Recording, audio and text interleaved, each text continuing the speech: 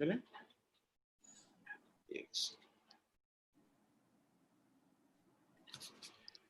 नमस्ते, लाइव में आपका स्वागत है। आज फिर से एक बार हम लोग अपने रक्षा की बात करेंगे। आज हमारे साथ दो विशेषज्ञ हैं, जो एक्स आर्मी पर्सन और मयंक जी जैसे हमारे करस्पॉन्डेंट, डिफेंस करस्पॉन्डेंट, जो इनको बारीकी से समझते हैं। और मूलतः मैं इसलिए मयंक जी को हरदम रखता हूं क्योंकि मैं स्पेशलिस्ट नहीं हूं, मयंक जी इस चीज के स्पेशलिस्ट है। और हमारी बेसिक आइडिया ये होती है कि हमारा ऑडियंस जो है उन तक हम इस बात को पहुंचा सकें, और अगर कहीं कुछ लीक से हट रहे हैं तो मयंक जी विल उसको स्टीयर करके मेन डिस्कोर्स को ठीक कर देंगे। We have a very accomplished officer, Major General B.K. Sharma, AVSM, SM, और इस समय presently director United services of India. ये एक थिंक टैंक है जो ये सोचता है कि आगे आने वाले समय में हिंदुस्तान की डिफेंस फोर्सेस को कैसे काम करना चाहिए, या इस तरह के इनपुट्स की बात करता है। जनरल साहब जब इस पे आएंगे तो वो थोड़ा और डिटेल इसमें बता देंगे। And we also have group captain Sandeep Mehta. Sandeep Mehta साहब का यह है कि इस समय रफाल इतना हो रहा है, तो we requested group captain Mehta साहब की प्लीज कम। संदीप मेहता साहब was part of the operation Parakram, handle media in Uttarakhand. इन्होंने मीडिया के साथ उत्तराखंड के फ्लैश फ्लड्स में, कश्मीर फ्लड्स में, and part of the Leh based unit which handles wider Ladakh. तो इनको ये एक्सपोजर भी है, और मीडिया के साथ क्योंकि इन्होंने काफी मीडिया को भी हैंडल किया है, तो ही अंडरस्टैंड्स की व्हाट वी वांट। जनरल साहब, सबसे पहले मैं आपसे आऊंगा। कल जनरल मलिक का एक स्टेटमेंट आया है, और उसके बाद लेफ्टिनेंट जनरल रामेश्वर रॉय ने भी उसमें बोला है, और एक जनरल ने और बोला है, और मैं उसको जरा कोट अनकोट कर दे रहा हूं। ये आज के टेलीग्राफ की ये खबर से मैं वहां से ले रहा हूं। They say India's sovereignty and territorial integrity is at stake again because the top political leadership, and ये quote unquote है, आज के टेलीग्राफ की खबर है, the top political leadership walked into the Chinese trap by making the no intrusion claim and letting down the 20 soldiers who sacrificed their lives defending the nation. The straight thing is, general साहब जरा समझना चाहेंगे कि ये आज तक जो हुआ है, क्या वो चाइना के ट्रैप में हम फंस रहे हैं, या it just happened like that? देखें, सबसे पहले तो ये एक बहुत ही इम्पोर्टेंट डिबेट है जिसमें पूरे नेशनल कंसेंसस की जरूरत है। तो जो पॉलिटिकल लीडरशिप के ऊपर उंगली उठाने का ताल्लुक है, मैं उस डिबेट में नहीं पढ़ना चाहता। ठीक है, हमारे सामने एक सिचुएशन है जिसमें चाइनीज हमारी कुछ टेरिटरी के अंदर है, जो हम बोलते हैं कि LAC का एक हिस्सा है, और वो इलाके हैं। सबसे पहले ऊपर दबसांग बल्ज है, जहां वो तकरीबन वाई जंक्शन के एरिया में, बॉटल नेक के एरिया में आए हैं, और उनकी वहां प्रेजेंस से हमारे जो कुछ पेट्रोलिंग पॉइंट्स थे, जैसे 10, 11, 12, 13, उनके अंदर इस स्टेज पे हमारी पेट्रोलिंग जो है उसमें खलल पड़ रही है। Then in the Galwan sector mostly जो फेस टू फेस डिसएंगेजमेंट था वो तो खत्म हो गया है, लेकिन पॉइंट 17 अल्फा जो है, जिसको हम वो गोगरा वाला एरिया होता है, उसमें Chinese have dug in their heels and they are not going back. और सबसे बड़ी जो प्रॉब्लम इस वक्त है वो है पैगोंग त्सो लेक के अंदर, जहां उन्होंने और भी ज्यादा विजिबल मेजर्स दिए हैं, अपनी इंफ्रास्ट्रक्चर को डेवलप किया है, बोट्स के लिए जेटी बनाई, हेलीपैड बनाया, और वो फिंगर 4 के ऊपर वाली रिज लाइंस पे वो जुटे हुए हैं। अब हम उम्मीद करते थे कि 4 जो कोर कमांडर लेवल की मीटिंग्स हों, उसके बाद disengagement and D escalation process शुरू हुआ है, लेकिन चाइनीज ने उसमें कोई ज्यादा इंटरेस्ट नहीं दिया। और सबसे बड़ी जो बात है, उनके जो एम्बेसडर ने जब कल स्टेटमेंट दिया, कल शाम को जो उन्होंने स्टेटमेंट दिया कि जो हमारी प्रेजेंस है फिंगर 4 के एरिया में, वो हमारी LAC की जो एस्टेब्लिश्ड पोजीशन है उसके ऊपर है। सो अब इससे सवालिया निशान उठ पड़ा हुआ है कि क्या जो बात हमारे स्पेशल रिप्रेजेंटेटिव, हमारे NSA और उनके फॉरेन मिनिस्टर के बीच में हुई थी, कोर कमांडर्स के बीच में हुई थी, और जो आपका जो working group on consultation and cooperation है, उनकी जो बातचीत हो रही है, उसका कोई मुझे लग रहा है कि आगे ज्यादा कोई टेंजिबल रिजल्ट्स हमें नहीं मिल रहे, और इसी चीज को लेके ये टिप्पणी हुई है। अब जो प्राइम मिनिस्टर ने हमारे पहले स्टेटमेंट दिया, वो एक कॉन्टेक्स्ट में स्टेटमेंट था। उस स्टेटमेंट को किस तरीके से डिफरेंट पॉलिटिकल पर्पसेस को लेके लोगों ने इंटरप्रेट किया, हमें उससे डिस्ट्रैक्ट नहीं होना है। उसके बाद जो उन्होंने स्टेटमेंट दिया ले में जाके, और उन्होंने बोला हम चाइना की एक्सपेंशनिस्ट डिजाइन को टॉलरेट नहीं करेंगे, right, we will defend every inch of our territory. And subsequently, when Raksha Mantri went to Leh, he also made certain bold statements. And even Northern Army Commander has made a statement that it will take us time to roll back Chinese. That means nobody has accepted the present presence of Chinese as a status quo. So अब हम इस status quo से कैसे deal करें? क्या इसकी military options हैं, क्या इसकी पॉलिटिकल ऑप्शंस हैं, क्या इसकी डिप्लोमेटिक ऑप्शंस हैं? Should it be combination of everything so that we have an all government and all people's approach to deal with the thing so that we are able to maintain status quo ante as the situation was towards end April or on 5th of May? That should be the focus of our debate.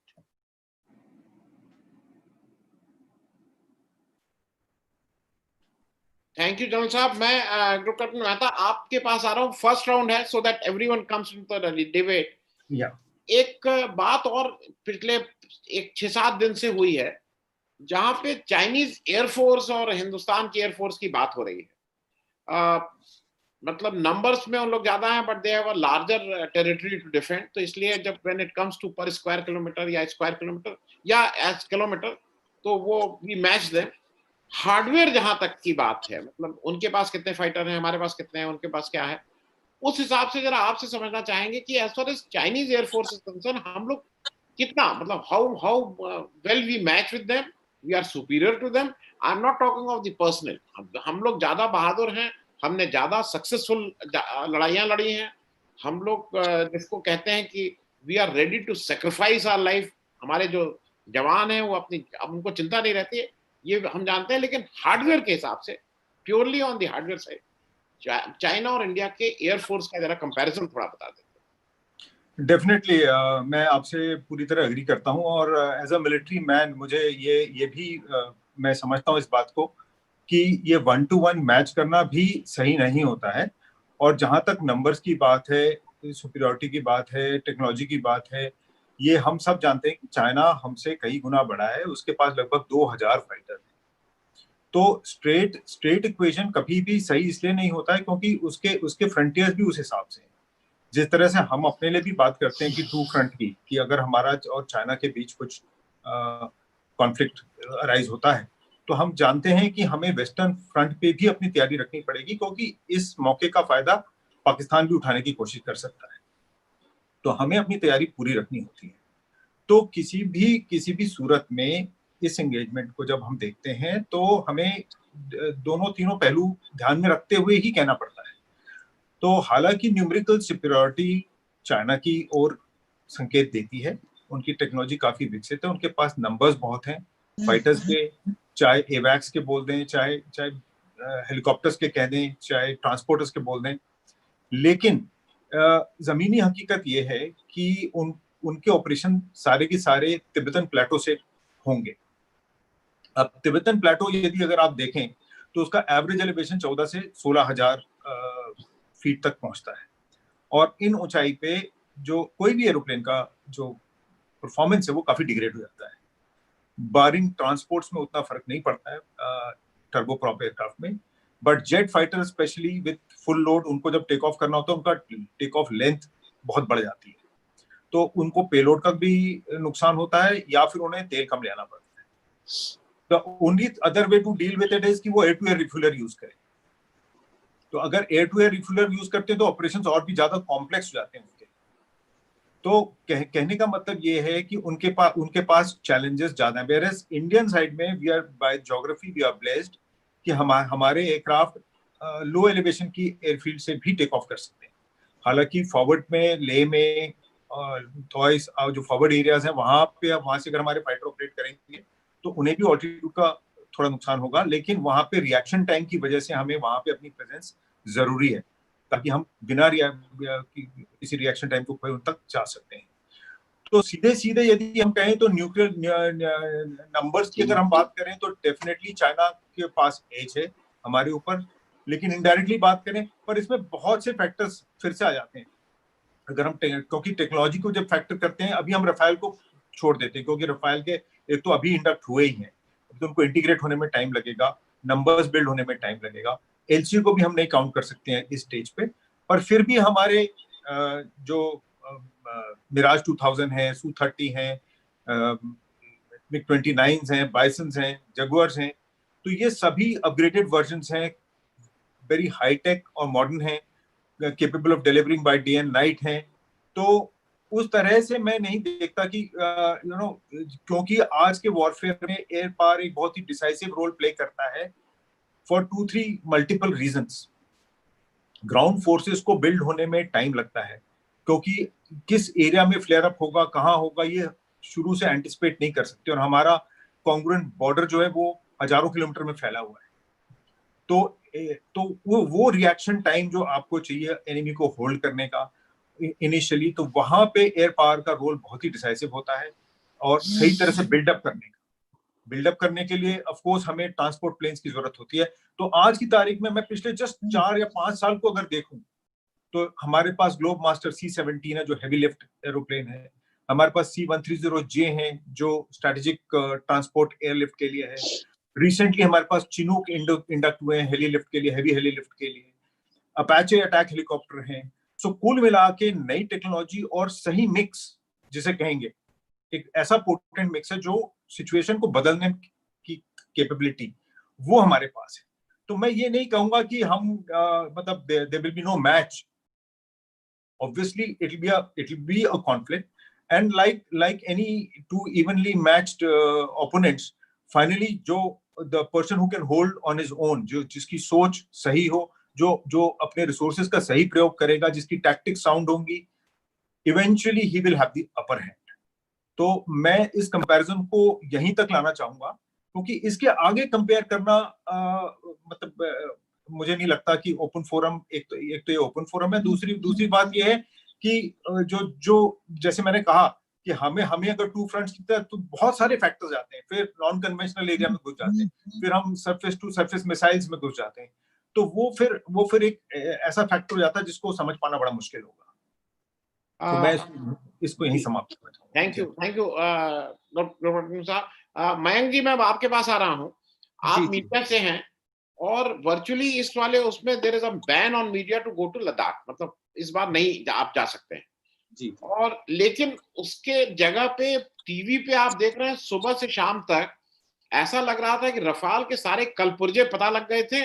मतलब हो सकता है कि वो हमारा कोई अगर मतलब पंजाब का या कोई ऐसा सरदार जी होते हैं जो सारे जुगाड़ बना लेते हैं, तो वो शायद रफाल भी बना लेंगे।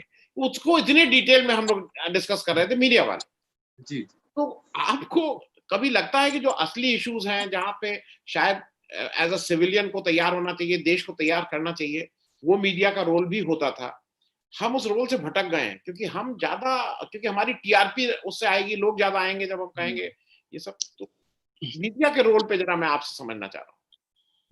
ये पॉइंट बहुत इंपॉर्टेंट आपने पॉइंट उठाया है। ओपिनियन शेपिंग जो होता है वो बहुत ही स्ट्रेटेजिक प्लानिंग का एक हिस्सा होता है। मतलब जैसे डेमोक्रेसीज हैं उसमें ये माना जाता है कि जैसा आम नागरिक सोचता है और वो अगर बड़े स्तर पर सोचता है तो उसका असर हमारे जो निर्णायक मंडल है, जो डिसीजन मेकिंग पावर्स हैं और जो लीडरशिप है उस पर असर पड़ता है और उसी से ओपिनियन जो शेपिंग होती है उसी से फाइनल डिसीजन का आउटकम होता है। यहाँ आपने मतलब अजब सी बात ही है कि मान लीजिए जो एंकर बैठे हुए हैं, कुछ ने दिखाया कि वो रफाल में उन्होंने ऐसे ग्राफिक्स डिजाइन किए कि वो रफाल में बैठ के उड़ा रहे हैं। कुछ लोगों ने उसका पता नहीं क्या क्या, ये मिसाइल है इतना किलोमीटर मारेगी, वो मिसाइल है इतना, उसका एवियोनिक्स, उसका इंजन, उसका मतलब फ्यूसलाज, हर चीज का इतना बृहद डिस्कशन और डिस्क्रिप्शन किया गया है मानो ऑर्गेनाइजेशन जो उसको बना रही मैन्युफैक्चरिंग कंपनी है, ओरिजिनल इक्विपमेंट मैन्युफैक्चरर्स हैं, उनको भी सरप्राइज होगा कि भाई इतना ज्यादा इन लोगों को आता है, हमने बताया भी नहीं है एक्चुअली। तो रही बात ओपिनियन शेपिंग की, बहुत इंपॉर्टेंट है ओपिनियन शेपिंग। देखिए आप जनरल बीके शर्मा जो बैठे हुए हैं, एक्चुअली वो ऐसे थिंक टैंक से आते हैं जो बहुत ही डीपर थिंकिंग में जाता है, और ओल्डेस्ट सब कॉन्टिनेंट का थिंक टैंक है। उन्होंने वहां डिव कमांड किया है, और जिस ओपिनियन की बात कर रहे हैं, ग्रुप कैप्टन मेहता यहाँ बैठ करके वो ओपिनियन लगभग 8 साल उन्होंने शेप किया है। ये लोग और मैं उसका हिस्सा रहा हूं, तो मेरा ये जरूरी है कि जो मेरे तरह से ऑब्जर्वेशन है और चीजें हैं, अगर वो एजुकेटेड और वेल इन्फॉर्म्ड ओपिनियन शेपिंग नहीं है, तो जो आपको फीडबैक आना है, जिसके बेसिस पे आप मास को एक अपने विश्वास में लेकर के डिसीजन लेते हैं, वो बिल्कुल ही गलत होगा। या तो आप ऐसे कहें उसको कि जो ऊपर से निर्णय लिया जा रहा है वही थ्रस्ट होगा और वही चलेगा, लेकिन जो ऊपर निर्णय ले रहे हैं उनको भी जो फीडबैक जाता है या कोर्स करेक्शन के लिए चीजें जाती हैं, वो नीचे से ही जाती हैं। वो अमूमन बृहद तरीके से जो इन्वॉल्वमेंट ऑफ पीपल होता है, मल्टीपल लेयर ऑफ लीडरशिप होता है, उनसे जाता है। तो यहाँ आप देख रहे हैं मीडिया का वो इतना इंपॉर्टेंट रोल है कि अगर वो एजुकेटेड इन्फॉर्म्ड डिस्कशन कर रहा है, तो इतना सटीक निर्णय जा रहा, इतना सटीक फीडबैक जा रहा है कि जो निर्णय ले रहे हैं उनको ये पता है कि मेरे अगर हम वॉर की तरफ, लेट से वॉर नहीं होगा, ये तो हम जानते हैं और भगवान करे ना हो, लेट से for sake of just imagination कि हम वॉर की तरफ जा रहे हैं, और हमारा आम आदमी, आम नागरिक कहता नहीं हम वॉर की तरफ नहीं जाएंगे। अब अगर वॉर की तरफ हम चले जाते हैं तो विद इन द जो सोसाइटी डिस्कशन होंगे, वही इतना फ्रैगमेंटेशन होगा कि डिस्कॉर्डेंट वॉइसेस आएंगी, वो ज्यादा नुकसानदेह होता है। इसीलिए जो है मीडिया का रोल इतना इंपॉर्टेंट होता है कि जो वो चीजें और जानकारी दे रहा है लोगों के अंदर, वो कंसिस्टेंसी हो उसमें एक बारीकी, उसमें एक सबको समाहित करके सभी चीजों को लेकर के, और एक रूपता दे उसको। यहाँ बिल्कुल सही आपने कहा कि वो इतना ज्यादा मिसिंग है कि उसको बड़े मतलब आडंबर पे ले जाके, शो ऑफ पे ले जा करके, मारपीट पे, अब नहीं बचेगा चीन, अब नहीं बचेगा पाकिस्तान, ये मतलब इन सब पे ले जा करके शायद उसको हमने छोड़ के रखा हुआ है, और इसमें शायद अभी थोड़ा सा कोर्स करेक्शन की मीडिया के लेवल पे ही जरूरत है। मैं जी एक तो आपसे रिक्वेस्ट करूंगा कि थोड़े कुछ क्वेश्चंस आप भी इन लोगों से कर लेंगे, क्योंकि वो शायद ज्यादा पॉइंटेड हों। लेकिन मैं जल्द साहब के पास आ रहा हूं। उससे पहले मैं बता दूं, कुछ लोगों का ये भी कहना था कि फ्रांस वाले सोच रहे होंगे कहीं सस्ते में तो नहीं दे दिया, क्योंकि जब हिंदुस्तान का इस 5 जहाज के आने से मालूम नहीं क्या हो जा रहा था, तो देर वाज टॉक की ये तो सस्ते में दे दिया। खैर जल्द साहब, मैं एक चीज और, क्योंकि एक हमारे दर्शक हैं नामा तुलू, उन्होंने कहा है कि how long it would take to end this dispute. लेकिन मैं आपसे भी थोड़ा एक चीज ये समझना चाह रहा था कि अब 5th round of military talks होने की बात, मतलब 4 राउंड हो चुके हैं, 5वीं राउंड पे आप जा रहे हैं। ये कितने राउंड आप, क्योंकि अल्टीमेटली तो इसको पॉलिटिकल ही इसको डील करना होगा, आपको कहीं ना कहीं पॉलिटिकल डिसीजंस लेने होंगे। आप मिलिट्री टॉक 4 कर लीजिए, 5 कर लीजिए, 10 कर लीजिए, लेकिन कहीं ना कहीं पॉलिटिकल निर्णय तो आना ही पड़ेगा। तो आपको क्या लगता है, अभी it is still time to go, मतलब कुछ फाइनल? मैं इससे पहले आपके ये सवाल का जवाब दूं, मैं आपको थोड़ा फोर्सेस की क्या स्टेटस ग्राउंड के ऊपर है उसके ऊपर कुछ बात करना चाहता हूं। हमें ये चीज नहीं भूलनी है कि चाइना एक बहुत ही बनाई हुई तजवीज के तहत, जो कि हाईएस्ट लेवल पे शी जिनपिंग के लेवल पे सेंट्रल मिलिट्री कमीशन में ये डिसीजन हुआ है, ये लेके वो आ गया है। वन सेकेंड थिंग, वो पहले जितनी भी मिलिट्री एक्सरसाइजेस पास्ट में करते थे, वो जो वेस्टर्न हाईवे है जिनजियांग और तिब्बत को मिलाता था, कुनलुन माउंटेन रेंजेस के इलाके में करते थे। लेकिन इस दफा वो 2 डिवीजन आगे ले आए अप्रैल में, और तीसरा डिवीजन उनका जो है जिनजियांग में कर रहा है। और साथ में उन्होंने very clearly at every level उन्होंने बोला कि हमें 1960 की जो क्लेम लाइन है, जिसमें वो पूरी गलवान वैली और जितना ऊपर दबसांग का एरिया और अपना आपका जो फिंगर्स का एरिया उसको क्लेम करते हैं, उसके ऊपर वो तो वो एक बिल्कुल एक मजबूत तरीके से अपने क्लेम्स को आगे बढ़ाने के लिए आए हुए हैं। उसके क्या रीजन है वो डिबेट में हम नहीं करेंगे। अब इधर इंडिया की तरफ से क्या हुआ, कि हमारी भी जो जितनी इस वक्त डिप्लॉयमेंट है, तकरीबन 35,000 हमारे ट्रुप्स जो है एक रिकॉर्ड टाइम में हमने मोबिलाइज किए हैं, अपने ऑपरेशनल बेसिस जो एयरफोर्स के बेसिस उनको मोबिलाइज किए। एडिशनल टैंक रेजिमेंट्स को हमने वहां इंडक्ट किया, दौलत बेग ओल्डी के अंदर हमने टैंक्स इंडक्ट किए। तो अगर हम मिलिट्री टू मिलिट्री इस चीज का एनालिसिस करें तो चाइनीज इस स्टेट में नहीं है कि वो 1960 क्लेम लाइन को अचीव कर सकते हैं मिलिटरीली। अब हमारे पास क्या ऑप्शन है कि अगर वो बातचीत के जरिए पीछे नहीं जाते जो पहले की लाइन थी, तो हमारे पास क्या ऑप्शन है, सवाल इसके ऊपर होना चाहिए। हमारे पास ऑप्शन है कि हम भी उनके इलाके में कई ऐसी जगह पे, क्योंकि हर जगह तो वो नहीं है, वहां जाके हम भी जाके अंदर चले जाएं और उनको नेगोशिएशन टेबल पे बोलें, भाई आप हमारे इलाके में इतने अंदर आए हो, हम भी 8 किलोमीटर आपके इलाके में आए, 10 किलोमीटर, अब आप बात कर लें। लेकिन अगर हम वो स्टेज पे एक्सरसाइज करते हैं, वो ऑप्शन जो मिलिटरीली हम कर सकते हैं और अब मिलिट्री तैयार है, तो उससे एस्केलेशन का रिस्क जो है वो बढ़ जाएगा। हो सकता है लद्दाख के अंदर ही वर्टिकल एस्केलेशन हो, और हो सकता है दूसरे इलाके, ख्वाह वो सिक्किम या अरुणाचल प्रदेश के इलाके हैं, उसमें जो है लड़ाई जो है वो प्रोलिफरेट हो सकती है। हो सकता है पाकिस्तान भी इसका नाजायज फायदा उठा के गिलगित बाल्टिस्तान के अंदर उसने 2 डिवीजन जो बिल्डअप किए हैं, उनको भी कुछ उस किस्म की वो पोस्टरिंग वहां कर सकता है। अब इस वक्त जो वॉर है, that is not in interest of India. हमारे बीच में कोविड इतना ज्यादा बड़ा है, हमारी इकोनॉमी इतनी है, लेकिन चाइना ने भी एक मिसकैलकुलेशन की। उन्होंने सोचा इंडिया का रिस्पॉन्स इतना नहीं होगा, और इस वक्त पूरी वर्ल्ड जो है वो इकट्ठी हो गई है चाइनीज के अगेंस्ट। आप देखें किस तरीके से D10 की जो कॉन्सेप्ट है, क्वाड की कॉन्सेप्ट है, हर लेवल पे उनका बाइकॉट चल रहा है, ताइवान वगैरह के अंदर। तो Chinese have also realised that war is not an option, क्योंकि इंडिया के साथ ही नहीं बल्कि हो सकता है उनको साउथ चाइना सी में अमेरिका के साथ भी लड़ाई करनी पड़े। तो उनको भी एक डिग्निफाइड एग्जिट की जरूरत है, क्योंकि फेस सेविंग है। तो उसके लिए क्या चाहिए, टाइम चाहिए।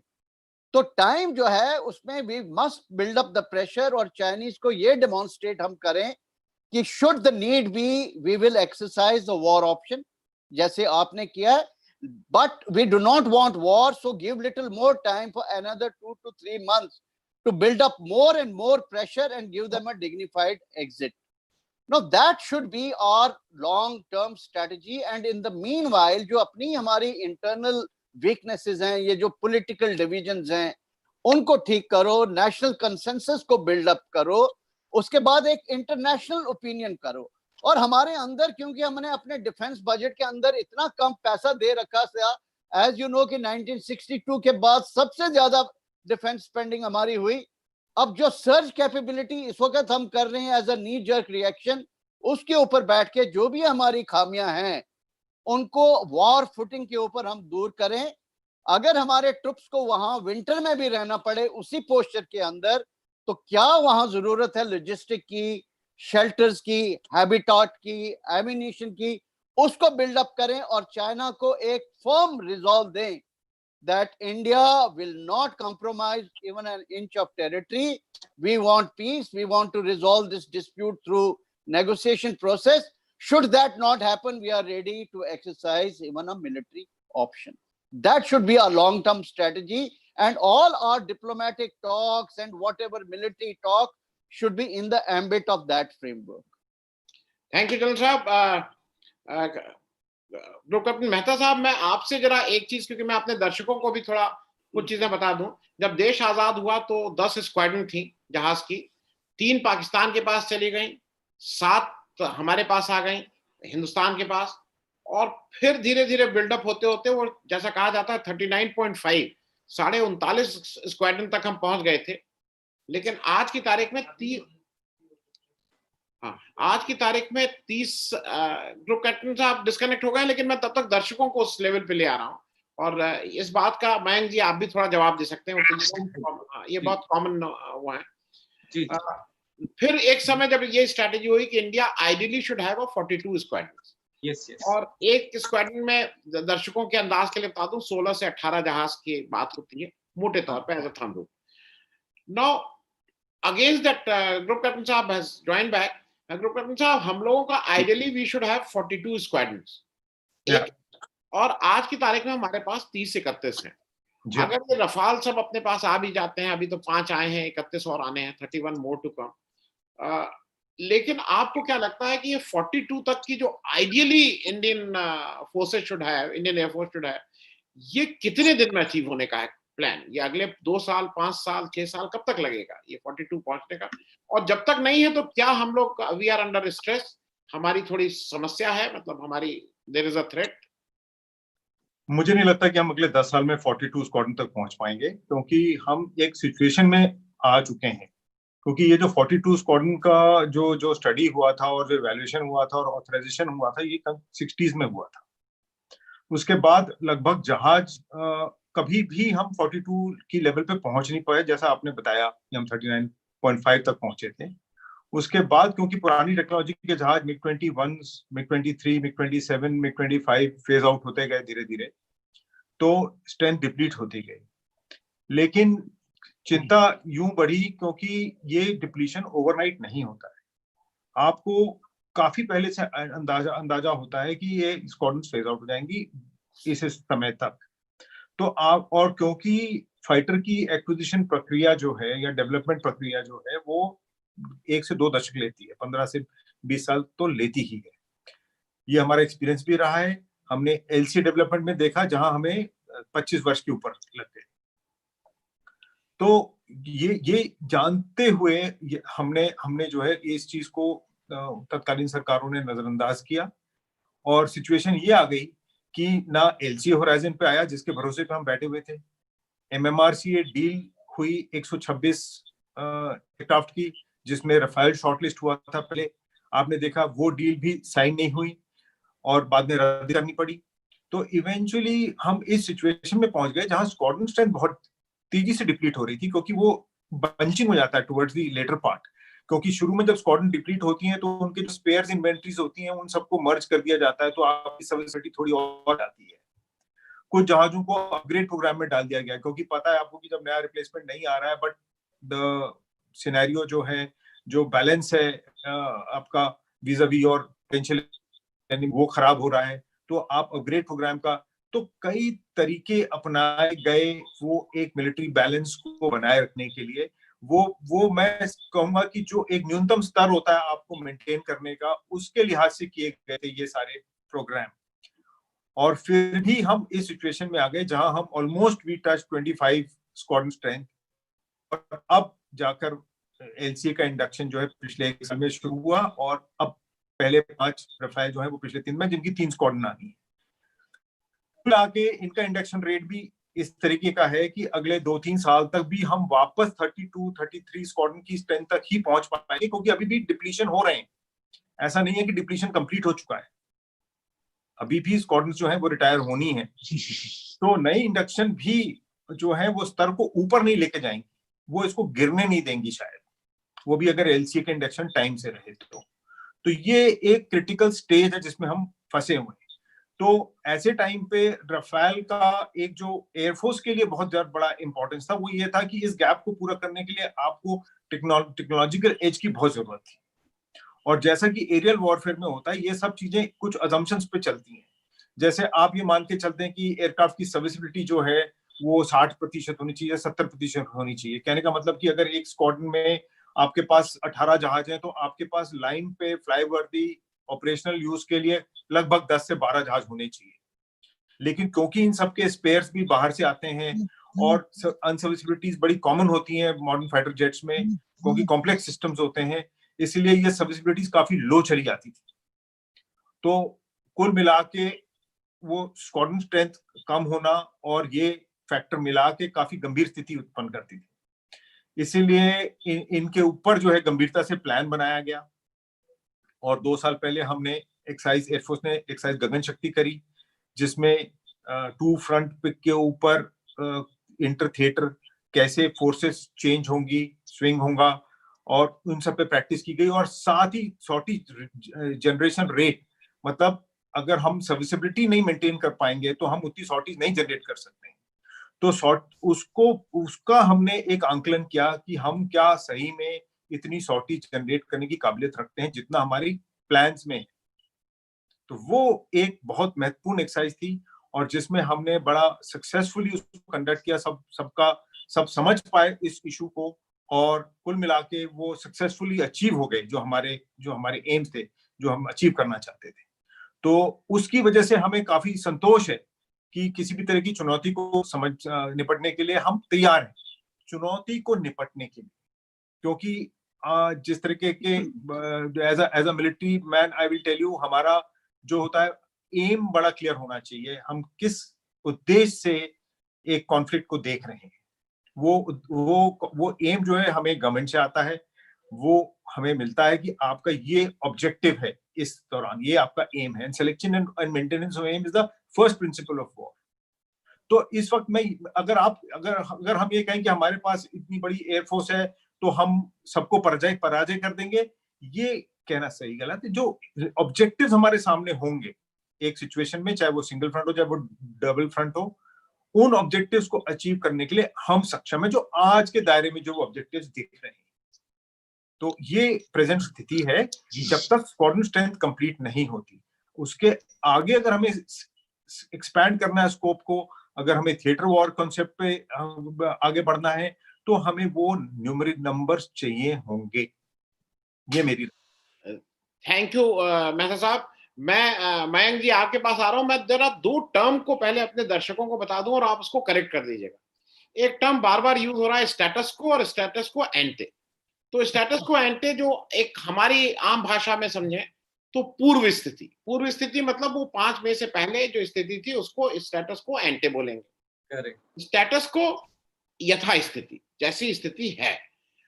मैं ये इस रेफरेंस में बोल रहा हूं क्योंकि इससे पहले का जो हम लोगों का एक एंगेजमेंट हुआ था चाइना से, वो डोकलाम में हुआ था, जो करीब 70, 72, 73 दिन का था। आप उसको ठीक बता दीजिएगा।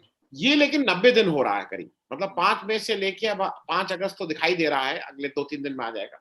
We are reaching about 90 days. और ऐसा कहा जा रहा है कि जितना लंबा चलेगा उसमें स्टेटस को एंटे की जगह आपका शायद स्टेटस को ही पे आपको नेगोशिएट करना पड़ेगा कि जैसे हैं वैसे। जैसे जल साहब ने भी कहा कि अगर हम कहीं और पे प्रेशर नहीं बनाएंगे तो वो चाइना तो चाहेगा ही कि स्टेटस को पे आप करें। इसको जरा समझाइए मयंक आप, स्टेटस को एंटे 73 दिन का, 90 दिन का, मतलब उसमें हम लोग की डिसएडवांटेज कहाँ हो रही है? दोनों ही टर्म बहुत इंपॉर्टेंट है। स्टेटस को एंटे इसलिए इंपॉर्टेंट है क्योंकि आपने ये कहा, आपकी फौज ने ये कह रखा है, या वो उनका जो स्टांस है वो ये कहता है, वो इसी को लेके चल रहे हैं। स्टेटस को एंटे होना चाहिए। मतलब जो 5 मई को जो रात में, जो 5 और 6 मई की रात में जो क्लैश हुआ फिंगर 4 पे, और उसके बाद स्टैंड ऑफ पोजीशन में चाइना ने अपने ट्रूप्स को डिप्लॉय किया लगभग 5 पोजीशंस पे आकर के, उससे वो वापस जाएं और ऐसी जगह वापस जाएं जो उससे पहले अप्रैल एंड तक वो रहते थे जिस जगह पे। इसको बहुत सीधे तरीके से स्टेटस को एंटे हो गया। अब अगर हम ये कह देते हैं कि हम स्टेटस को मेंटेन करेंगे, स्टेटस को मेंटेन करेंगे अगर आप, तो क्या कह रहे हैं कि मतलब आप जहां हैं वहीं रहिए। और अगर मान लीजिए स्टेटस को है तो इसका एक बहुत बृहद रूप है, एक्सपैंडेड रूप है इसका, कि अगर मान लीजिए क्वाड बन रहा है तो हम क्वाड नहीं बनाएंगे। मतलब आज क्वाड नहीं है तो क्या हम इंटरनेशनल रिलेशन के तौर पर और बड़े लेवल पर, अंतरराष्ट्रीय तौर पर भी चीन के विरुद्ध, या चीन अगर कुछ करता है उसके खिलाफ भी हम क्या यही स्टेटस को मेंटेन करेंगे? ये दूसरा पहलू हो गया। अगर हम मान लीजिए इंफ्रास्ट्रक्चर बिल्डिंग की बात करते हैं, जिसपे उन्होंने सवाल उठाया कि गलवान में जो डीएसडीबीओ रोड बन रही है उसको, उस पे सवाल खड़ा कर रहे हैं कि वो हमारी मतलब वो चेंज ऑफ स्टेटस को है। तो क्या स्टेटस को एंटे ये भी इंक्लूड करता है कि कोई भी इंफ्रास्ट्रक्चर डेवलपमेंट, जिसके लिए भारत ने बहुत कुछ सोच रखा है, क्योंकि अब भाई इकोनॉमी डेवलप होगी, पैसा आएगा, स्पेयर करेंगे वो पैसा, आपके जो आम नागरिक, मिलिट्री ही नहीं एक सोच है, इसको सोचे पहले, इस पर ध्यान दें हम। आम नागरिक जो बॉर्डर्स पे रहते हैं, उनको अगर आपको चीजें पहुंचानी है, उन तक मॉडर्नाइजेशन, गवर्नेंस पहुंचाना है, तो आपके लिए इंफ्रास्ट्रक्चर की जरूरत है, चाहे वो रोड हो, चाहे वो हेलीपैड्स हो, चाहे वो एडवांस लैंडिंग ग्राउंड्स हो, या इनफैक्ट एयरपोर्ट्स हो, रनवेज हो, एयर बेसेस हो। क्या वो भी नहीं बनाएंगे हम? ये चीजें बहुत क्लियर करना बहुत आवश्यक है, और इस पे भारत अपनी तौर पर बहुत क्लियर है। नहीं, स्टेटस को एंटे जाएंगे हम। स्टार्टिंग में जो अभी 4 मीटिंग्स हुई हैं कोर कमांडर लेवल पर, 2 मोल्दो जो कि LAC के उस पार है, और चुशूल में 2 हुई हैं। चुशूल के दूसरी तरफ है मोल्दो, वो जो चीनी LAC की तरफ, LAC के उस पार है, चीन की तरफ, यहाँ हुई हैं। और बातें स्टार्टिंग से इसीलिए अटकी हुई हैं। भारत अभी भी फिंगर 4 को लेके कह रहा है कि जहां आप फिंगर 8 पे आपका कैंप था, आप वो मतलब जो भी चीजें हैं पेट्रोलिंग करने के लिए फिंगर 4 तक आते थे आप, वो मेंटेन कर सकते हैं, उस पर जाया जा सकता है, उस पर डिस्कस, क्योंकि बॉर्डर अनक्लियर है, अनडिमार्केटेड बॉर्डर्स हैं ये, अभी बाउंड्री लाइन क्लियर नहीं है। That is why it is called at line of actual control. जहां जहां कंट्रोल पोजीशंस हैं वो that is their border lines, and rest of the things will be discussed and decided. तो अभी उस पर बातचीत चल रही है। और क्या चीन के इतना उन्होंने वो किया है कि यूनिलेटरली क्या चेंज ला सकते हैं क्या? वो जितने सारे एग्रीमेंट 93 से हो रहे हैं वो एग्रीमेंट यही है कि भाई विश्वास पैदा हो, इतना विश्वास हो कि जो हम अपनी जो डिफरेंसेस हैं उस पर बातचीत कर लें कि चलिए थोड़ा आप कर दीजिए, थोड़ा हम कर देते हैं और सॉल्व कर लें। तो क्या ऐसा होगा कि चीन बार बार आएगा, बैठ जाएगा जमीनों पर, जैसा इस बार किया, जैसा इससे पहले दमचौक में कर चुके हैं वो, या ऐसा उन्होंने यही सेम चीज उन्होंने स्टेटस को चेंज करने की कोशिश की थी इससे पहले सिक्किम साइड में भी, और उन्होंने नई नई ऐसी पोजीशंस क्रिएट करनी शुरू की हैं, डिफिकल्टीज क्रिएट करनी शुरू कर दी हैं, जैसा कि अभी सिक्किम में उन्होंने किया था। वो जो जिस इलाके में सिक्किम में इन्होंने 5-10 तारीख को क्रिएट किया प्रॉब्लम नाकुला पास के पास, उस पर कभी इस तरह की कार्रवाई हुई नहीं है। और अमूमन माना गया कि जब सिक्किम के बारे में अटल बिहारी वाजपेयी जी के साहब के साथ में जो डिस्कशन हुए और माना यह गया कि उस पर बाउंड्री क्लियर है, और 74 में सिक्किम ने अगर भारत के साथ मिलने की जो अपनी इच्छा जताई और जो उसको पूरा किया हुआ, जो पूरा हुआ, तो बाउंड्री लाइन तब भी क्लियर थी, कोई डिफरेंसेस नहीं थे। कुल बात यह है कि स्टेटस को एंटे और स्टेटस को समझना आम नागरिक के लिए भी बहुत जरूरी है। मेरा एक पॉइंट है, क्योंकि आप इस पूरे डिस्कशन को इतना बड़े लेवल पे ले जा रहे हैं, मैं जनरल BK शर्मा को यहाँ पे बीच में लाना चाहूंगा। जनरल शर्मा ने बीच अपना जो डिवीजन कमांड किया है, जो कि बहुत ही बड़ा एक फोर्स लेवल होता है, वो LAC पर ही कमांड किया है।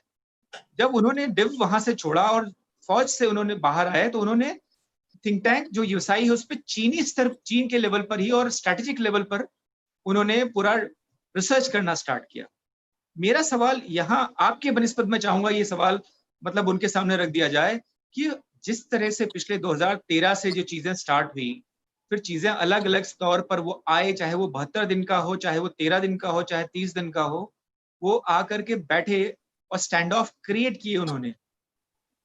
आपके मुताबिक, क्योंकि आप 10 साल से उससे कहीं अधिक से ना सिर्फ उनको जान रहे हैं, समझ रहे हैं, उनको पढ़ रहे हैं, आपके मुताबिक अगले 10 साल में क्या प्रेडिक्शंस हो सकती हैं? ये सवाल मेरे लिए भी है और हमारे दर्शकों के लिए भी है। General BK Sharma. देखिए, एक जो शी जिनपिंग के नीचे जो एक चाइना है, वो बिल्कुल एक अलग किस्म का चाइना है। 2013 से लेके जो जिस तरीके से उन्होंने अंदर वहां पे चेंजेस की हुई हैं, और एक पूरा जो डेंग जाओपिंग की जो कलेक्टिव लीडरशिप का मॉडल था, उस मॉडल से लेके हटके वो एक बिल्कुल अलग मॉडल के ऊपर आ गए हैं, जो माओ ज़ेडुंग का मॉडल था। बल्कि माओ ज़ेडुंग से भी कहीं ज्यादा आगे वो आ गए। अपने आप को उन्होंने कोर लीडर दिया और अपना जो है नाम भी कॉन्स्टिट्यूशन के अंदर, पार्टी कॉन्स्टिट्यूशन और स्टेट कॉन्स्टिट्यूशन के अंदर भी डाल दिया। और उन्होंने ये भी एक जो उनकी डेंग जाओपिंग की 24 कैरेक्टर स्ट्रेटजी थी कि wide your time and hide your capacity, उससे उठ के उन्होंने ये एक स्टेटमेंट दिया कि चाइना हैज अराइव्ड, हम एक बहुत बड़ी ताकत बन चुके हैं, और इस बड़ी ताकत के तहत अब हमें ग्लोबल लेवल पे एक ऑल्टरनेट इकोनॉमिक सिस्टम पैदा करना है, और एक ऑल्टरनेट सिक्योरिटी सिस्टम पैदा करना, और एक न्यू वर्ल्ड ऑर्डर पैदा करना है जो चाइना ड्रिवन। ठीक है, अब उन्होंने ये सोचा कि जो ये कोरोना का पीरियड है, इसमें पूरी वर्ल्ड जो है वो बिल्कुल तितर बितर हो गई है। इंडिया की उनकी ये असेसमेंट थी कि इंडिया में भी बहुत उनके, आप अब न्यूज़पेपर्स के अंदर देखें, रोज वो बोलते हैं कि इंडिया जो है कोरोना के ऊपर काबू नहीं पा रहा। तो उन्होंने इसको एक विंडो ऑफ अपॉर्चुनिटी देखते हुए अपने आप को एज अ रीजनल लीडर पैदा करने की कोशिश की, क्योंकि अगर वो एशिया के अंदर इंडिया को नीचा दिखा सकते हैं, so that means it is an established Asian power. क्योंकि जब उन्होंने साउथ चाइना सी के अंदर जो क्रीपिंग स्ट्रेटजी या जो उनको बोलते हैं इस्लामी स्लाइसिंग स्ट्रेटजी वो अख्तियार की, तो वर्ल्ड एडजस्टेड टू दैट। वो उन्होंने उसको स्टेटस को, और वो स्टेटस को चेंज करते रहे। आज ये वक्त आया कि 7 आइलैंड्स को इन्होंने मिलिटराइज कर लिया है और वहां पे अपनी मिसाइल्स, अपनी एयर डिफेंस, अपने एरोप्लेन सब कुछ जला के, और वो वहां पे अभी वो पूरा उसको कमांड कर रहे हैं। तो उन्होंने सोचा क्यों ना इस विंडो को हम इंडिया के अगेंस्ट इस्तेमाल करें और यहाँ इंडिया को as a major Asian power challenge करें। अब चाइना का एक सबसे बड़ी प्रॉब्लम है, उनका जो ईगो है, national ego is very high, and therefore now that they have come forward, they are not likely to go back कि अगर हम विशफुल कोई थिंकिंग करें और ये विशफुल थिंकिंग के तहत हम सोचें आज नहीं कल नहीं शायद थक के चाइना पीछे वापस जाएगा, I think that would be a biggest blunder that we will be doing. ठीक है, so therefore मैं आज आके वापस है कि चाइना की इंटेंशन जो है it is 2 step forward 1 step backward। ठीक है, थोड़ा बहुत वो आगे आना चाहते थे, नहीं आ पाए, अब वो थोड़ा पीछे जाएंगे और बोलेंगे इंडिया को अब ये न्यू स्टेटस को है, इसके ऊपर हम बातचीत करते हैं, which should not be acceptable to India, because the moment you accept that, हम अपने लोगों की आंखों में नीचे गिर जाएंगे, अपने नेबर्स की आंखों में नीचे गिर जाएंगे और इंटरनेशनल स्टेचर लेवल पे हमारा स्टेचर जो है खत्म होगा। तो इसलिए we have to understand China. It has a long-term strategy. It is working to that strategy. And unless India भी एक long-term prolonged strategy को लेके काम नहीं करे, तो हो सकता हम जो है हम मिसलीड हो सकते हैं चाइना को लेकर, और ये एक एम्बैरेसमेंट बन सकती है। Thank you so much general साहब। मैं जल्दी से ग्रुप कैप्टन मेहता साहब के पास आ रहा हूँ। 2 जल्दी से क्वेश्चंस हैं क्योंकि समय की थोड़ी सीमा है। एक तो कैप्टन साहब, मैं ग्रुप कैप्टन साहब आपसे ये समझना चाहूंगा, जैसे टेक्नोलॉजी इज चेंजिंग और जब हम एयरफोर्स की बात करते हैं तो केवल प्लेन नहीं होता है, प्लेन है, मिसाइल है, एयर डिफेंस है, और ये सब मिलके होता है। और अब जब टेक्नोलॉजी इतनी रफ्तार से बढ़ रही है, चेंज हो रही है, तो मतलब ये 2-4 साल में हम कहाँ खड़े होंगे, हम क्या होंगे, ये एक मुश्किल चीज है। और जैसा जनरल साहब ने कहा और पिछले भी कई डिस्कशन में निकल के आया है कि आज की तारीख में देश को एक नेशनल सिक्योरिटी प्लान या नेशनल डिफेंस प्लान की बहुत ही आवश्यकता है। और वो एक रिवर्स, जैसे आज नेशनल अभी नई एजुकेशन पॉलिसी आई है, why not we have a national security policy. तो ये दोनों चीजों पे कि टेक्नोलॉजी चेंज हो रही है तो उससे एयरफोर्स का हमारी कितनी प्रिपेयर्डनेस है, चीजें जल्दी ऑब्सलीट होंगी। आप नया भी रफाल आज आपको लग रहा है बहुत नया है, ले लिया है, हो सकता है कि 10 साल की जगह 5 ही साल में ऑब्सलीट हो जाए। मतलब थिंग्स आर चेंजिंग। दोनों चीजों पे, नेशनल सिक्योरिटी प्लान या national defence plan and technology, ये सब चीजें इंटरलिंक्ड है, इनको आइसोलेशन में नहीं देखा जा सकता। पर क्योंकि जैसे कि गलवान में हुआ कि हमारे 20 सोल्जर्स जो हैं उनको शहादत देनी पड़ी और इसलिए ये इतना फोर फ्रंट में आ गया ये मसला। पर यदि हम 2 साल पहले देखें तो एक Su-30 का क्रैश था जिसको सस्पेक्ट किया जाता था कि ये शायद चाइना के साइबर ऑफेंसिव का नतीजा था वो क्रैश।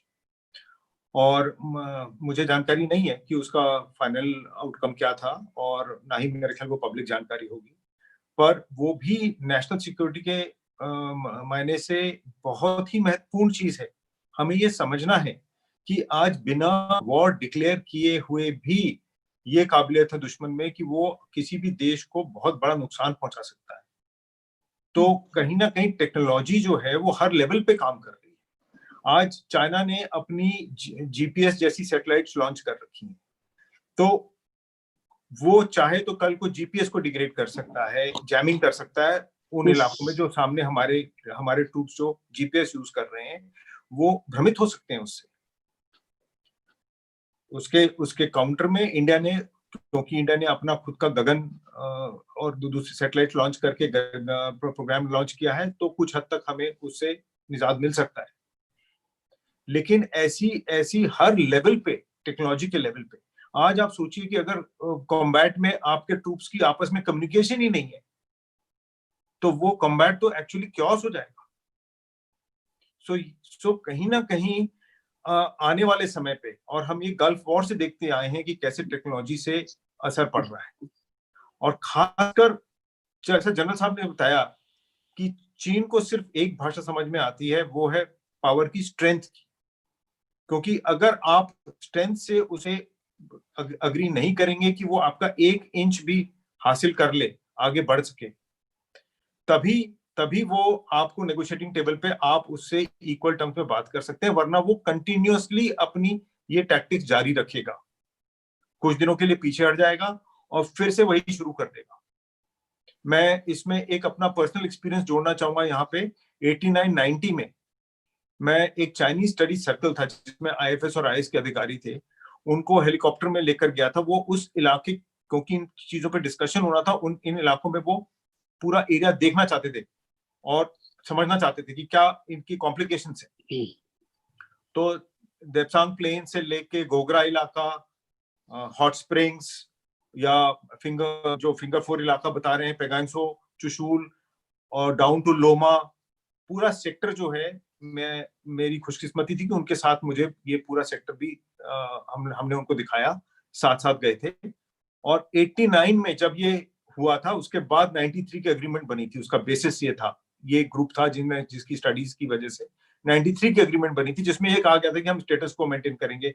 जहां नाउ बात यही आती है कि ये 90 में ये डेवलपमेंट क्यों हुआ था, क्योंकि उसके पहले 87 में जनरल सुंदर जी के टाइम पे ऑपरेशन फैल्कन हुआ था, जहां पे चाइनीज समझ गए थे कि अब उनके पास कोई विकल्प नहीं है कि वो टेबल पे आके अग्रीमेंट पे साइन करें। तो वहां पे हम उनको राजी कर पाए थे कि अब स्टेटस को में चेंज नहीं होगा। लेकिन जैसे समय गुजरता है, जैसे आपके पास सैन्य शक्ति बढ़ती, जैसे आपने अपना इंफ्रास्ट्रक्चर डेवलप कर लिया, अब आप वापस वही राग आलाप रहे हैं। तो कहीं ना कहीं हमें एक डेटरेंस इतना बड़ा बिल्ड करना है कि उनके लिए कोई भी कदम इतना मुश्किल कर दें, हम उनके लिए इतना महंगा बना दें उस चीज को कि वो कॉस्ट देने को तैयार ना हो, तब डेटरेंस की वैल्यू होती है। तो हमें अब ये समझ लीजिए कि एक तरीके से एक लॉन्ग हॉल की तैयारी करनी है, कि जहां हमें उनको बड़े क्लियर संदेश, अगर आप पोजीशन ऑफ स्ट्रेंथ से देंगे, आपने जहां भी कोशिश करी है आपको उसका खामियाजा उठाना पड़ेगा, तब आप समझ सकते हैं कि आप चाइना के साथ की एग्रीमेंट पे बराबर के स्तर पर बैठ के डिस्कशन कर। तो ये बात समझना बहुत मुश्किल है, ये समझना बहुत इंपॉर्टेंट है, क्योंकि ये जो मिलिट्री बिल्डअप है और ये जो टेक्नोलॉजी गैप है, इसको फिल करेंगे तभी हम उस पोजीशन पे पहुंच पाएंगे। थैंक यू मेहता साहब। मैं आपके पास आने से पहले एक हमारे रॉबिन चौधरी साहब हैं, और ये इनका एक स्टेटमेंट है, but it has lot of things. मैं क्योंकि नेक्स्ट क्वेश्चन इसी से, he says if we divorce relation with Trump and Pompeo, problem will be solved. Escalation started after Trump and Pompeo prompted the South Asian nations. मेरा आपसे एक चीज ये है कि जो भी ये हो रहा है चाइना के साथ, तो प्राइमरी रीजन इज बिजनेस, या उनको वो अपनी सीमा का विस्तार करना चाहते हैं प्राइमरली? अच्छा, मुझसे पूछा है आपने ये सवाल? हाँ जी महेंद्र। देखिए, मतलब इसमें मल्टीपल रीजंस हैं एक्चुअली, और उसमें से 2 इंपॉर्टेंट रीजन जो जनरल शर्मा ने बताया उनको मैं रिपीट कर दूं लोगों को समझने के लिए, कि एक तो establishment of leadership in the Asian subcontinent. मैं ही इस सबकॉन्टिनेंट उपमहाद्वीप या महाद्वीप का एक छत्र नेतृत्व है मुझ में, और मैं ही कर सकता हूं ये सबको बताना, प्रोक्लेम करना। दूसरा चीज, ऐसा समय उस प्रोक्लेमेशन के लिए, अगर मान लीजिए वो इतना बड़ा निर्णय या इतनी हिमाकत कर रहे हैं, तो वो ये सोच समझ के हिमाकत करेंगे इस परिस्थिति में और किस हालात में इस हिमाकत को या इस निर्णय को पूरित किया जाए, जमीनी तौर पर उसको उतारा जाए। उन्होंने वो चुना कोरोना वायरस, जिसमें उनको लगा कि पूरी तरह से हम ना ही हमारा इकोनॉमिक मूवमेंट है, general peoples to people movement also, और जो ट्रांसपोर्ट है, सब कुछ एवरीथिंग इज स्टैंड स्टिल। और उस दौरान उसको उन्होंने विंडो ऑफ अपॉर्चुनिटी माना कि अब चलते हैं और बैठ जाते हैं। भारतीय सेना शायद इतना बखूबी और इतना तेजी से जवाबी कार्रवाई ना करे, और वो गलत साबित हुआ उनको पूरी तरह से। और इसका सबसे बड़ा उदाहरण गलवान है एक्चुअली। जिस गलवान को हम अभी सिर्फ इतना रूप में देखा हम लोगों ने कि 20 लोगों की उन्होंने जान ली, अपने लोगों की कितने लोगों की जान गई उन्होंने बताया ही नहीं, क्योंकि साइकोलॉजिकल उसका जो इम्पैक्ट होता है, एज अ डेमोक्रेसी हमने इतनी ट्रांसपेरेंसी रखी कि हमने कितने लोग हताहत हुए, कितने लोगों की जान गई, वो सामने रख दिया, और अभी हमारा वो डिस्कशन खत्म हो गया। लेकिन वही चीन है जिसने आप वर्ल्ड ओवर बता दें, मतलब बताएं ना बताएं, उसका तो एक अलग मायने है। अपने लोगों को उन्होंने नहीं बताया, और ये उनके लिए बहुत जरूरी है कि जो उन्होंने जिस तरह से आडंबर या जो शी जिनपिंग का एक बड़ा रूप उन्होंने ओढ़ रखा है या बना रखा है या उसका परसेप्शन क्रिएट कर रखा है, उसमें छेद ना आए, ये सब उसका एक हिस्सा है। तो उन्होंने ये 2 कारण ये हुए। तीसरा चीज, उनको ये लग रहा है कि ग्रेजुअली अब भारत ऐसा ना कोई निर्णय ले ले, क्योंकि भारत एक डेमोक्रेसी है और वो बाकी डेमोक्रेसीज के साथ मिल करके ट्रांसपेरेंसी को वो आगे बढ़ाता है। ऐसा ना हो कि भारत कुछ ऐसा ग्रुपिंग हो जैसा कि उसको शक है। भारत ने ऐसा कभी निर्णय नहीं लिया। मान लीजिए क्वाड हो जाए, और जो जिस स्टेटस को, पहला सवाल आपने पूछा था स्टेटस को, वो इतना प्रेशर उसको क्रिएट कर लें कि भारत जो है वाकई में इस तरह के निर्णय ना ले जिसकी वजह से डर पैदा हो और चीन जो है किस तरह की कार्रवाई करे। एक तो उनको ये भी लग रहा था, और जिस तरह से भारत का रूप बढ़ रहा है, चीजें बढ़ रही हैं, और इनका इंफ्रास्ट्रक्चर डेवलपमेंट देख लीजिए। वो सवाल अगर कुछ कोच रहा था उनको, जो चीज चुभ रही थी वो था इंफ्रास्ट्रक्चर डेवलपमेंट हर तरफ से। और वो बीआरओ ने हमारी पिछले 3-4 साल में लगभग इतना तेजी से काम किया है और लॉन्च कर रख दी है रोडें, bridges, connectivity, last mile connectivity, people, मतलब last villages of the borders. 3488 kilometre का जो एलएसी है, लगभग वो ऑलमोस्ट कनेक्टेड है, और लगभग 2-3 साल में उस कनेक्टिविटी का एक अलग ही लॉन्चिंग लेवल होगा। ये भी उनको रोकना है कि भाई अगर ये विंडो ऑफ अपॉर्चुनिटी हम नहीं यूज करते हैं तो भारत तो ऐसी परिस्थिति में आ जाएगा कि जहां वो 1 घंटे में उसके सैनिक पहुंचते थे और 100 सैनिक पहुंचते थे, वही अब आधे घंटे में पहुंचेंगे और 400 सैनिक पहुंचेंगे। तो रिएक्शन टाइम वो कम हो जाएगा, रिएक्शन पावर्स ज्यादा हो जाएंगी। देखिए 4-5 चीजें हो गई ना इसमें कि इंफ्रास्ट्रक्चर डेवलपमेंट ना हो भारत का, भारत बड़े तौर पर विश्व स्तर पर ऐसी उसके गठबंधन ना बैठे कि जो चीन को डर लगे जिससे, और विंडो ऑफ अपॉर्चुनिटी उसको कोरोना लगा ही, और एशिया में अपने आप को दिखाने के लिए लगा कि चलो अब वक्त आ गया कि मैं अपने आप को एशिया में दिखा दूं। यहाँ पे आपका दूसरे सवाल भी बहुत महत्वपूर्ण जाता है कि अगर आम आदमी को ये सब चीजें नहीं समझ में आ रही हैं तो वो डिस्कॉर्डेंट बातें करेंगे और डिस्कॉर्डेंट आवाजें सुनाई पड़ेंगी, चाहे वो मीडिया में हो, चाहे लेखनी में हो, चाहे वो सोशल मीडिया में हो, चाहे कहीं भी हो। यहीं पे जरूरत होती है कि और इस चीज को बखूबी बताया जा सके, और जो चीजें जानकारियां आ रही हैं उसमें कंसिस्टेंसी हो, ये जरूरी है। ये दूसरे सवाल का इंटरलिंक हो गया आपका ये लास्ट सवाल। यहाँ एक छोटा सा सवाल, एक्चुअली अगर आप मुझे मौका दें तो ग्रुप कैप्टन मेहता को हमें बीच में लाना जरूरी है कि उन्होंने ऐसी क्राइसिस की स्थितियों में मीडिया से डील किया है और वो भाव और परसेप्शन को आंका है, देखा है और उसको क्रिएट किया है और उसको जेनरेट किया है। जब उत्तराखंड में फ्लैश फ्लड आई या कश्मीर में, जिसको हम कश्मीर का एग्जांपल लेते हैं, वहां फ्लड्स आई और हमको ये भी पता चला कि लोग वहां पे नाराज हैं, अगर मदद जा रही उसको नहीं ले रहे, फिर भी हमारी सेना वहां जुटी रही। ग्रुप कैप्टन मेहता, अगर आप बताना चाहें कि अगर साफ गोई होती है परसेप्शन मैनेजमेंट में तो उस शक्ति का असर कितना होता है और उसका फायदा देश को कितना होता है? देखिए ये बहुत इंपॉर्टेंट है समझना, क्योंकि जब तक हम तह तक नहीं पहुंचेंगे, जब तक लोगों को ये बात समझ में नहीं आएगी कि यहाँ हो क्या रहा है। जैसा कि मैंने बताया कि अगर आप पोजीशन ऑफ स्ट्रेंथ से नेगोशिएटिंग टेबल पे नहीं जाएंगे चाइना के साथ, तो चाइना आपको दबा देगा और आपके ऐसे इलाकों पर कब्जा करके बैठ जाएगा और आपके इंफ्रास्ट्रक्चर को आगे बढ़ने से पूरी तरह से रोक देगा। जो कि हमारे बॉर्डर एरियाज के डेवलपमेंट से भी लिंक्ड है। तो उसने तो सीधे सीधे 93 की अग्रीमेंट का को कह रहा था, वो उसका उल्लंघन कर दिया और वो उसे अपना अब आज कल की स्टेटमेंट जो कोर्ट हुई है सवेरे, उसको वो ऐसे बता रहा है जैसे कि वो उनका राइट है जिसके लिए वो आगे आए।